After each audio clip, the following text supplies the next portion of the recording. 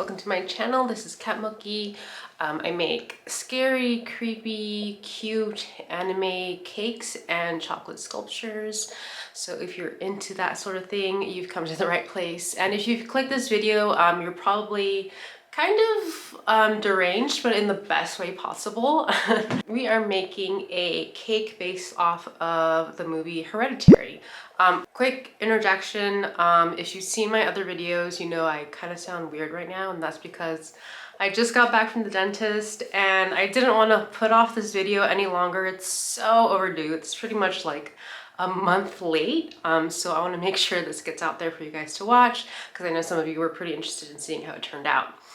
But yeah, we are making a hereditary cake and it's based off of the character Charlie, especially from that one scene. If you haven't seen this movie, this is a heavy spoiler, probably one of the most jarring moments of the whole movie, at least in the first half. But yeah, if you like what you see, make sure to like, subscribe, and ring that notification bell because this is definitely not the last of my weird edible projects. Here I am beginning my sketch. This was a little tricky because I had to make the face sideways and I'm not a very strong drawer or sketcher. So this was definitely a little challenging in terms of trying to get her look like the decapitated Charlie.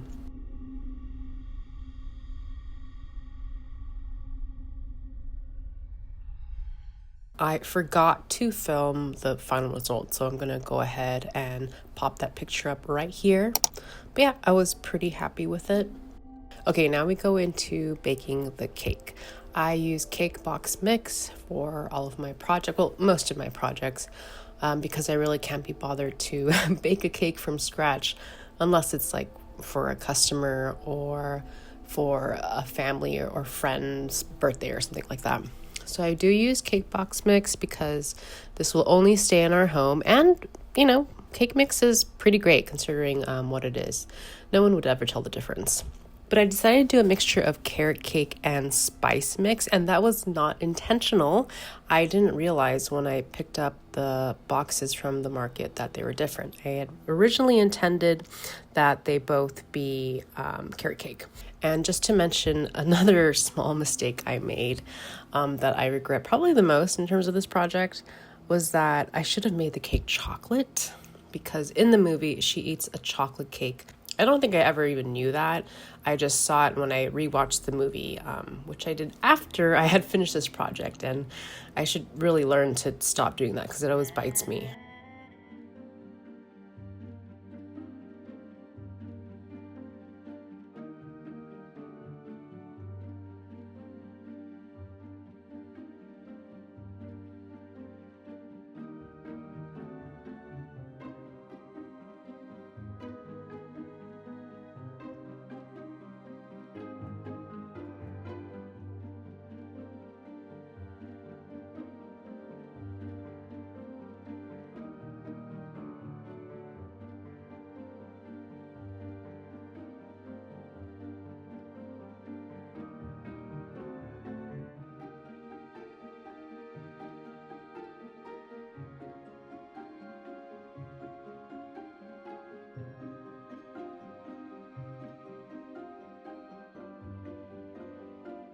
Okay, cake is all baked. I didn't show myself taking it out, but when I did on that day, I had wrapped them all up in saran wrap and stuck them in the freezer. Cake sponges are just way easier to manipulate when they're very cold, and when they are in the freezer, they keep really well. I was pretty happy with how the sponges came out. You could really see the walnuts when I cut off the top, like when I leveled it. Next, I have to pretty much try to replicate the very base of what this sculpture is going to be. So it doesn't have to be very detailed. I just have to get like the right shape. So when I do put the sculpted details on it, it doesn't look too funky. You can see me kind of cut out a crescent shape in order for the stacks of cake sponges to fit together nice and neat. And it does look kind of footballish, and you'll see that more once I cover this with modeling chocolate.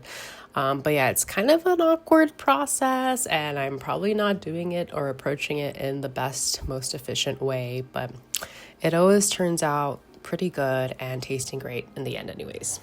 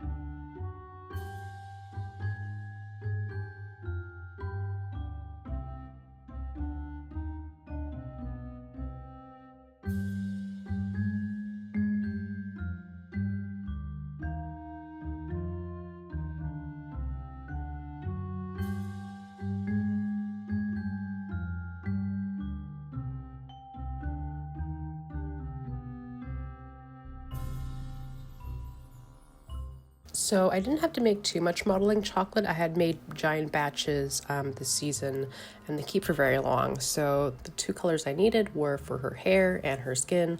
Obviously, she has more than two colors in terms of how she looks in the movie, but I needed to make big batches to cover the cake.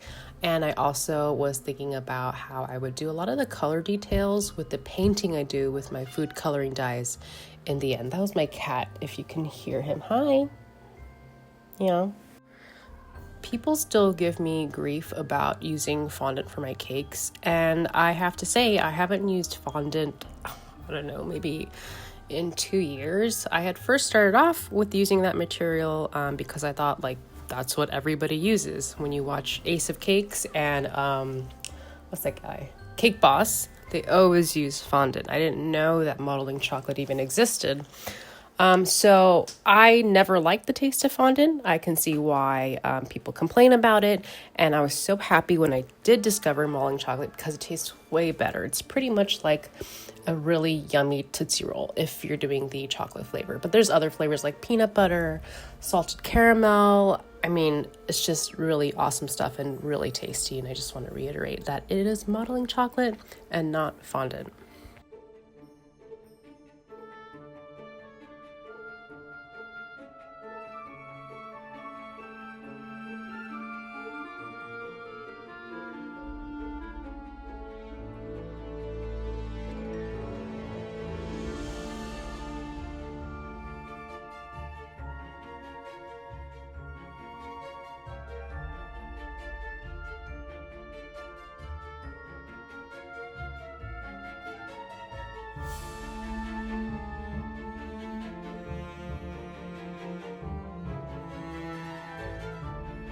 Okay, I am rolling the modeling chocolate out into thin sheets. This is pretty much just the base covering so that I could seal off the cake so that there is no exposed sponge or frosting when I sculpt it.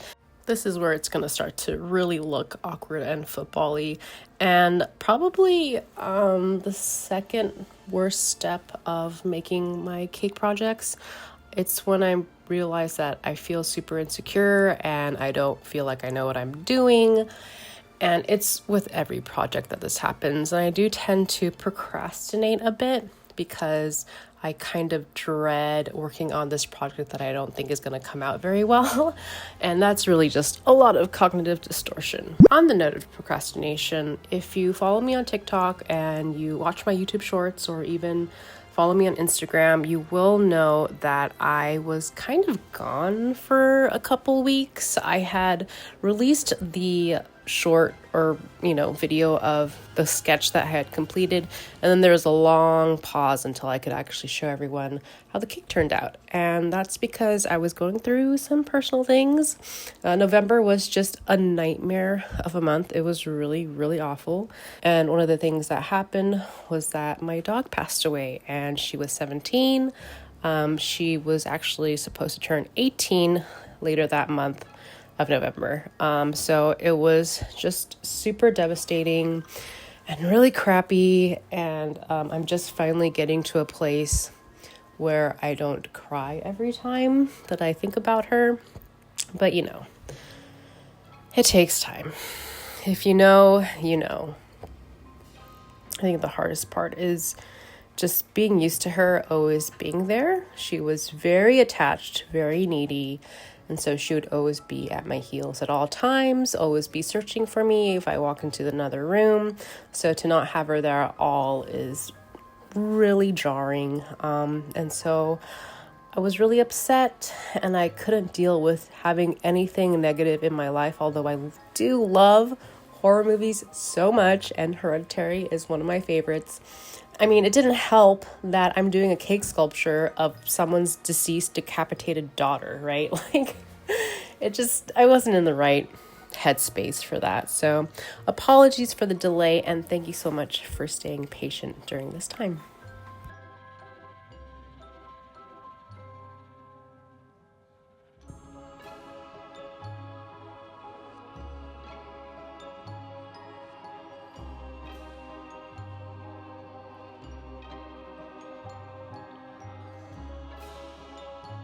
Okay, sculpting has begun, and you can finally see a face coming out. It still looks really goofy, and I really don't like looking at it.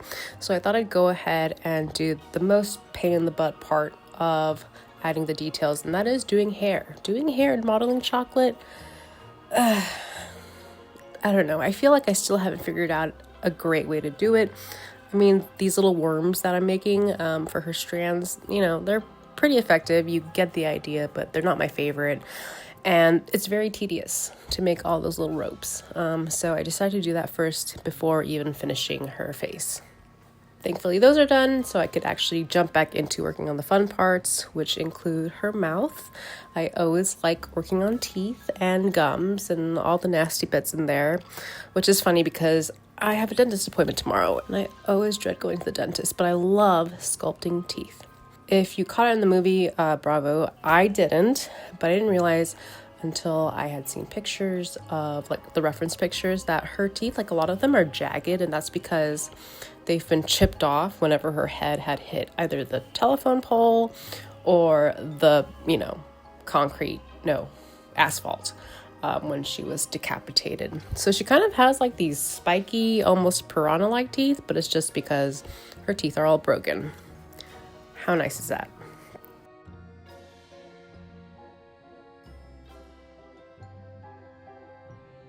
Oh, and I didn't mention, so I'm using other colors that I already had on hand because I had only rolled out brown and like a skin tone, but I did have a lot of red. I had that kind of purpley taupe color that I quickly mixed up for her black eye.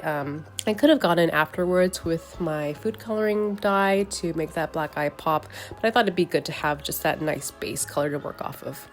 It gives a lot of contrast in terms of like the other eye that's open and staring right at you. Okay, now it's time to paint. This is probably my most favorite part because this is when all my sculpts actually come to life, even though technically she's dead, but it's so satisfying to see. Also, this is probably the second gory project I've ever done. The one I've done before is when I made the spider Norse, that spider crab guy from the movie The Thing, and that was just so fun all around. I had an amazing time making that cake, and I was really desperate to make another gory cake, and so here we are.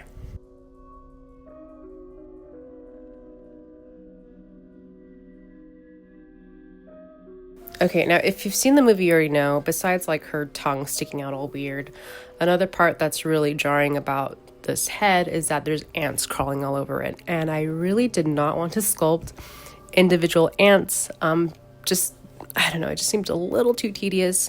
And so my mind immediately jumped to black sesame. And here is the final result.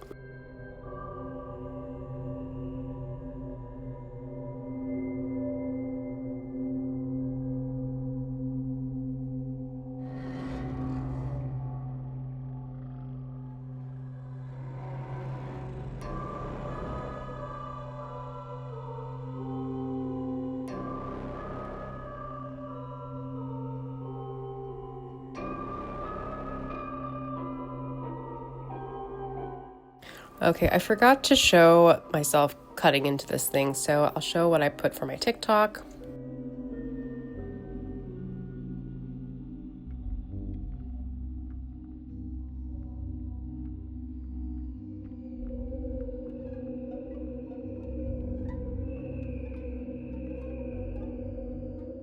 But I think it came out great. The layers are there.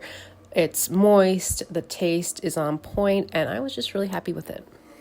And that was my decapitated Charlie head cake. I hope you guys enjoyed watching it. As I mentioned before, there was that delay because I had to deal with my dog passing away, which really freaking sucked. But hopefully I'm gonna... That's my cat. Shh. Yeah, I still have 2 cats in this house, so it's not like I'm devoid of animals bugging me all the time.